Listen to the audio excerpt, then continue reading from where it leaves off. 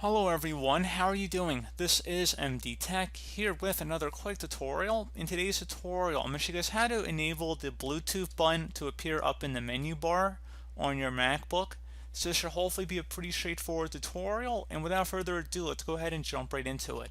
So we're going to start off by just selecting the Apple icon up at the top of our menu bar, and then select System Preferences. You want to select the option that says Dock and Menu Bar, and then select Bluetooth on the left side underneath Control Center, and then check mark where it says Show in Menu Bar. You may have to give it a moment here.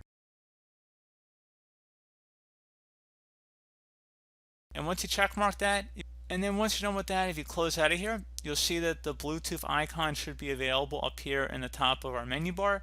Bluetooth is not currently connected, but you can see this button is right here.